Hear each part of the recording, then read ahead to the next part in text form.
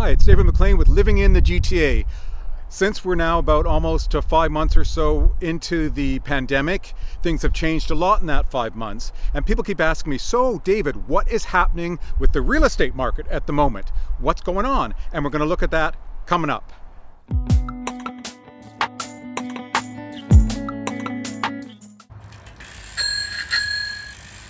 What we're seeing really in terms of either the freehold housing market or the condo market are two very separate things going on. There's a real separation and a divide, if you will. For example, in the housing market, we're seeing not enough inventory and the dreaded old bidding wars creeping back into the scenario once again in Toronto, something people have known for years, and here we are even in a pandemic that can't seem to slow that down. The months of inventory on the market for freehold houses is approximately 1.6 months, and that's a period of time of which, after that time, if no new inventory came on the market, that inventory would be completely gone. The average price of a freehold home in the city has gone up in the last month to 6 weeks, is about 12%, and the average price of a house in Toronto, amazingly, but perhaps not surprisingly, is $1.36 million. Now, in terms of the condo market, we're seeing something a little bit different. It has actually become a little bit more of a buyer's market, or there's certainly more opportunities for buyers to acquire a condo and to do so at maybe a better price than they would have a few months ago.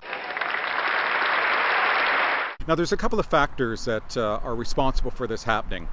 First of all, the rental market in Toronto has, after many, many years, it's gone down. What we've seen as one of the factors is that AirBnB investors, with a lot of the changes a number of months back at the beginning of the year that made it a little more difficult for them to rent out their units if they weren't their principal residents, and the pandemic, COVID-19, there's not a lot of people traveling and coming to Toronto right now, a lot of empty Airbnb units. So in the last month alone, the amount of units available for rent in Toronto, certainly in the downtown central core, has doubled. So I think a lot of those investors have sort of all at once, and it's not surprising, that's how the human nature works, they've put their condos on the market for sale. So we've basically in the downtown core seen an incredible increase on the amount of units for sale in the downtown core. So prices for the average condo have actually gone down about 11% in the last month.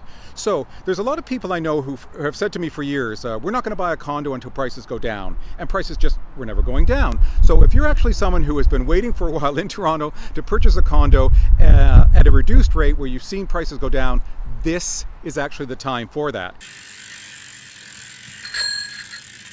Now, if you're selling a condo, a couple of important facts to quickly consider.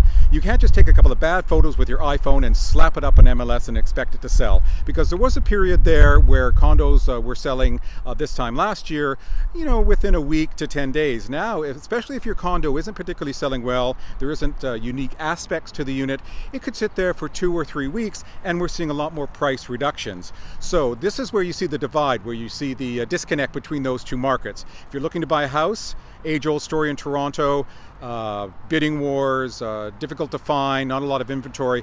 But now you're seeing a sort of a freeing up, a lessening, a loosening, as it were, in the condo market, where this is actually a good time to get out there, have some options, and get a good unit for a reduction in price than we've seen in many, many years.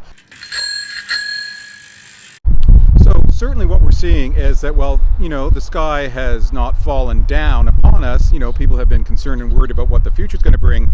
There certainly is a reignition of the appetite, as always, for a place to live and to buy a home in the GTA market. So remember, I'm never too busy to chat with you. Please be in touch if you have any questions at all about buying a house, buying a condo, making an investment.